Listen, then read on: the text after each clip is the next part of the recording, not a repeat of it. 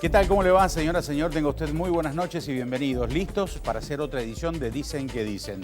Y en el programa de hoy vamos a tener la presencia de uno de los más grandes periodistas de la Argentina. Nos estamos refiriendo a Jorge Fernández Díaz a propósito de La traición, su último libro. Primero fue El puñal, después La herida, después esto, en saga y además de numerosos títulos. Jorge Fernández Díaz hace esta edición de Dicen que Dicen y después estos auspicios. Auspician este programa. El Frente Parrillero es América Inca. Búscanos en las redes.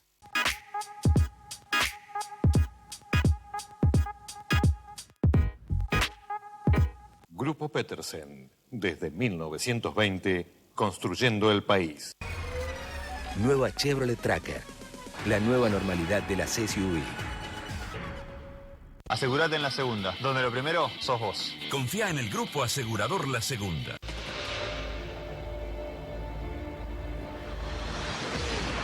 Helados La Montevideana, un helado que alimenta. Inelro, productos pensados para siempre. Marmolería Aguinaga, 30 años en el mercado santafesino. Gutenberg 1634.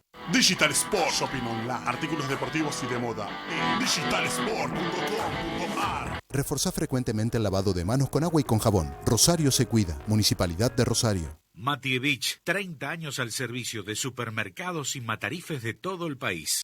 En MSR, convertimos sueños en dueños. Ingresá a www.msrconstructora.com.ar. Medife está conmigo. Banco Coinac, Sociedad Anónima, el banco de la región y la gente. Llega el mismo jamón con un 30% menos de sodio. Nuevo jamón cocido reducido en sodio de Paladini. Nacimos para esto. Becar, el mejor revestimiento del mercado al mejor precio. Maers Climatización, sistemas de calefacción por agua, calderas y radiadores.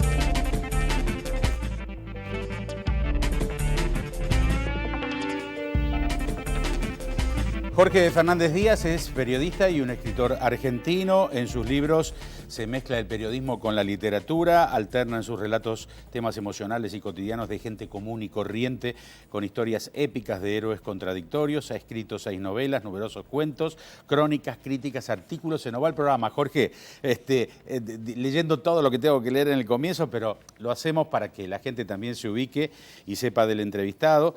Resultó ser uno de los 5 periodistas más respetados de la Argentina, según encuestas entre líderes y formadores de opinión, columnista del diario La Nación, tiene su programa de radio en Radio Mitre, Pensándolo Bien.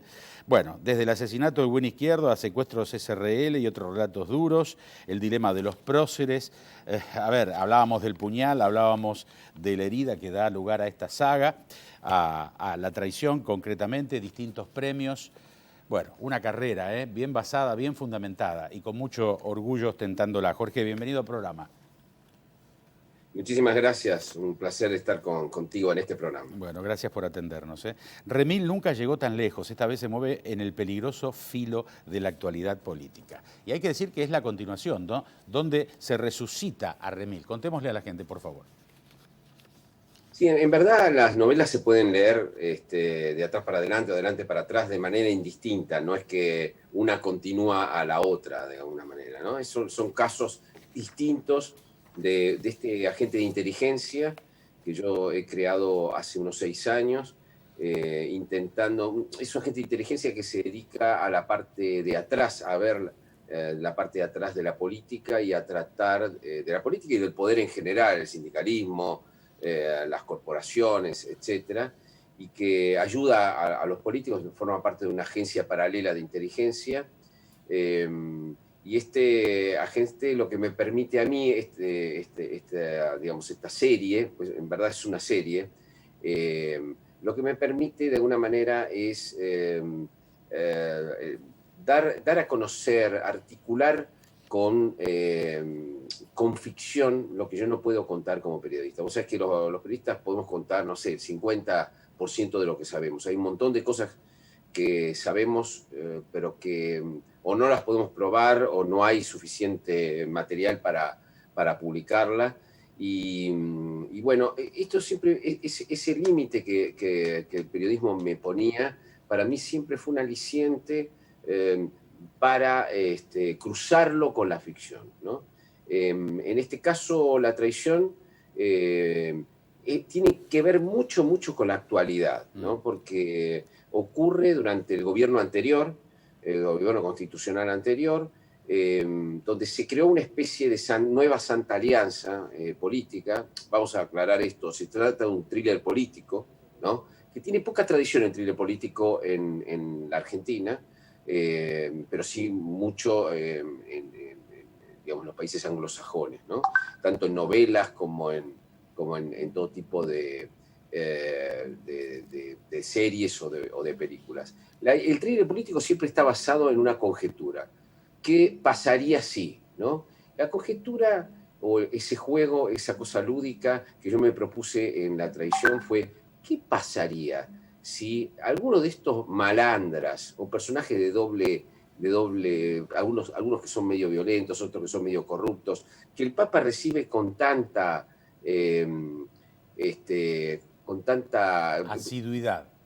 asiduidad y que los bendice y que los usa para hacer política en el terreno, ¿no? ¿Qué pasaría si un cura muy cercano al Vaticano, muy cercano al Papa, empieza a tener miedo de que uno de estos personajes le ensucie la sotana, ¿no? Que produzca un hecho violento, un hecho muy conocido internacionalmente, que lo deje pegado al Papa con una situación realmente complicada.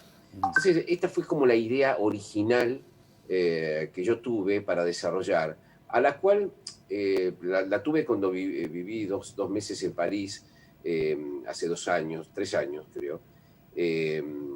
Pero después dije, no, es necesario contar esto que yo te decía, la nueva Santa Alianza que hay en la Argentina, que está formada, esta nueva Santa Alianza, por pobristas eclesiásticos, manejados por Bergoglio y por su gente, y por gente que no es ni siquiera, que está cercana a la iglesia, pero que no son curas ni nada, pero sí son militantes y dirigentes de ese catolicismo, de ese nacional catolicismo, digamos, para denominarlo de alguna manera, que además están a favor del pobrismo. Es decir, ¿qué es el pobrismo? Es esa cosa por la cual los pobres tienen que permanecer pobres siempre, porque bueno, de ellos es el reino de los cielos, de alguna manera, ¿no?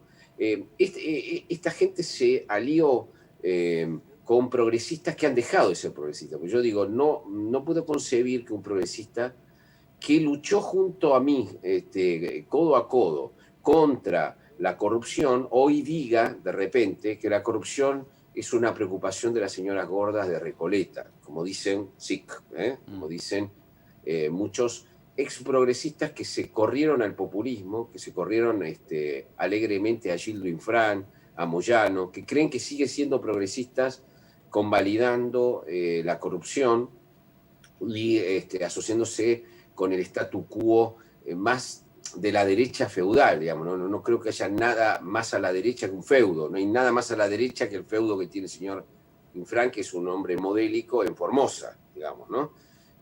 No se me ocurre nadie del campo dirigencial que esté más a la derecha que Gildo Infran, y Gildo Infran ahora seduce a estos progresistas. Entonces, estos progresistas corruptos que han cambiado sus valores, estos pobristas eclesiásticos, junto a algo muy, muy preocupante que ocurre en la Argentina, y que ocurre desde hace 15 años en la Argentina al menos, y que empezó cuando Néstor Kirchner, un señor feudal, que nunca le había interesado los derechos humanos, ni la izquierda, ni el progresismo, ni nada, que había tenido algo periférico en la década de 70, muy periférico, pero que ya lo había olvidado, llega a la Casa Rosada y dice: necesito un discurso. Y ese discurso que sea de izquierda. ¿Por qué?, le preguntaban sus amigos. Y porque la izquierda da fueros. ¿Qué quería decir Néstor Kirchner con esto? Una genialidad, verdaderamente. Decía que la mayoría de los escritores son progres, la mayoría de los artistas son progres, la mayoría de los periodistas son progres. Los intelectuales. Los intelectuales, la clase media ilustrada. Entonces, si yo los tengo, puedo hacer mis negocios, puedo hacer que me defiendan, puedo cooptarlos, digamos, ¿no? Ese proceso de cooptación que siguió por muchos lados, pero tuvo el primer gesto fue resucitar el setentismo. Setentismo en el sentido de resucitar a la vieja juventud revolucionaria de la década del 70. Empezó a leer apresuradamente La voluntad de Caparrós y Anguita para tratar de recordar qué era aquello, porque después de tantos años ya casi no lo recordaba, y empieza a resucitar y a darle y a decir que finalmente aquellos habían sido héroes, que las armas no estaban bien, pero que los ideales eran buenos. Y bueno, digamos, esto fue despertar un monstruo que había hecho, algunas veces, algunos habían hecho alguna autocrítica, pero que se había adormecido y había sido sacado del centro de la política. Él los coloca en la política, y no solo los coloca en la política, hace política institucional con esto. Se enseña hoy en los colegios, cuando digo colegio digo escuelas privadas y públicas, porque efectivamente se hace militancia en la docencia con esto. Se enseña en las universidades, se enseña en los medios públicos donde se hacen documentales laudatorios de los muchachos de los 70. Se institucionalizó, se premió a los muchachos de los 70 y se ha creado una especie de neosetentismo. Esto es terriblemente peligroso. El problema de los ideales, decir, bueno, nosotros no estamos de acuerdo con las armas, estamos de acuerdo con los ideales, es un problema muy embromado, porque los ideales son los que requieren las armas, no al revés. Los ideales que había en los 70 eran totalitarios. Ellos no querían, como figura en las escuelas, con una falsedad histórica increíble, figura en las escuelas que estos chicos luchaban denodadamente por la democracia y los mataron. No, por la democracia no luchaban. Luchaban para instalar una dictadura del proletariado o una dictadura popular como creían los más nacionalistas, ¿no?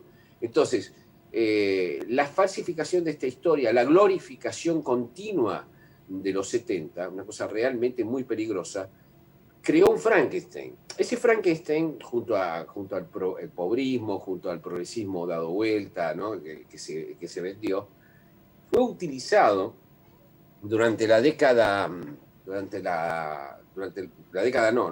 gobierno de Cambiemos, fue utilizado para hacerle militancia destituyente todo el tiempo a ese gobierno. Más allá de los errores que pudo haber cometido ese gobierno, no estoy hablando de eso, era un gobierno constitucional que era tratado como la continuidad de una dictadura. Se llegó a decir que era la dictadura liberal, neoliberal, ¿no? Que estaba gobernando una dictadura, que tenía sus propios desaparecidos, que en lugar de perseguir a los corruptos, no, era una persecución como la de la Revolución Libertadora, antojadiza, etc. Lo llegó a decir el Papa Francisco, esto que te estoy diciendo. Y además que había que hacer una especie de resistencia peronista, jugar con el helicóptero a ver si se iba antes, es decir, una cosa bien destituyente, y la idea de que todo esto que te estoy diciendo era un juego. Claro, un juego sin consecuencias personales, porque efectivamente a nadie le pasó aproximadamente nada, digamos, ¿no? Pudieron jugar a la PlayStation esta revolucionaria de desgaste a un gobierno constitucional casi sin consecuencias. Sí tuvo consecuencias para la democracia, ¿no? O sea, tener una facción que te declara la guerra, siendo un gobierno que no es del palo, digamos, de la hegemonía peronista, bueno, me pareció una de las cosas que no deben ser perdonadas ni olvidadas. Entonces estos personajes a mí me parecieron que eran interesantes para una novela de espionaje político, ¿no? Que esta idea de que Remil y los servicios de inteligencia paralelos se metieran y contaran todos estos personajes por dentro en una trama que, no es un tratado político, nada, es un de suspenso, tiene dos vueltas de tuerca y espías, hay persecución, intrigas, etcétera, pero que de alguna manera tomara todas estas vacas sagradas de la cultura argentina moderna, de la escuela argentina moderna y de la facultad, y los colocara en una situación inquietante. Yo puedo hacer esto hoy, después de un proceso, te diría, un largo proceso, del cual mi generación, que es la generación de Malvinas, no podía hablar de esto, no podía criticar históricamente a los setentistas, porque eso era caer en lo que llamaban la teoría de los dos demonios, ¿no? Entonces vos inmediatamente criticabas a estos muchachos, como habían sido víctimas de la dictadura, estabas haciéndole el juego a los genocidas. Hoy yo tengo la tranquilidad de que la mayoría de los genocidas o han muerto o han sido justamente procesados y condenados. Bien. Entonces, yo no me metería con un asunto meramente histórico si no fuera que lo trajeron acá, que este asunto histórico está hoy. Ese monstruo resucitado hizo un gran desgaste del gobierno anterior, pero entró loteado como está el oficialismo en la provincia de Buenos Aires y en la Nación. Entraron todos esos sectores al gobierno y tienen una dinámica propia. Es decir, el monstruo que destruyó al anterior gobierno, ayudó a destruir, que tiró 14 toneladas de piedra en un intento de golpe parlamentario, hoy está dentro de este gobierno. Ese es, por ejemplo, para darte una idea, son sectores que tienen su propia dinámica. Por ejemplo, la toma de tierras. Si vos analizás cómo se dio la toma de tierras, que dicho sea de paso, la toma de tierras de los mapuches en el sur están asesoradas por Perdía y Bacanarvaja, para entender lo simbólico del asunto, ¿no? Si vos ves la toma de tierras, bueno, la toma de tierras fue varios neosetentistas y setentistas alentando a mafiosos que tomaban tierras, funcionarios acompañando la toma de tierras, luego se arrepintieron por el efecto imitativo que tenía y el problema que tenía, entonces fueron para atrás, fíjate qué problema, ¿no? Fueron para atrás, intentaron comprarlos para que se fueran de ahí, por ejemplo en Guernica, después los indemnizaron y al final les mandaron la policía. Todo ese proceso, un verdadero proceso desastroso que uno tiene que ver, bueno, cómo es la toma de decisiones en estos gobiernos, ¿no? Sí, una digresión. Entonces, yo te iba a preguntar, ¿no? Cualquier parecido con la realidad no podés decir que es pura casualidad, en primer término. Y en segundo lugar, la otra pregunta, vamos a hacer la pausa ahora, tiene que ver con esa facilidad que tiene alguien para escribir ficción, pero que a su vez todos los días aborda la coyuntura informativa, ¿no? ¿Cómo separás ese tiempo, ¿no?, para sentarte a escribir ficción y por otro lado estar abrumado, afilado todo el tiempo por la coyuntura, ¿no? ¿Cómo lográs ese impas, esa separación de esos tiempos que en principio no tienen nada que ver, salvo como en este libro, donde la realidad te ayuda muchísimo y de allí estás abrevando? Pero bueno, lo vas a contestar después de la pausa, ¿puede ser? Ya volvemos, con Jorge Fernández Díaz.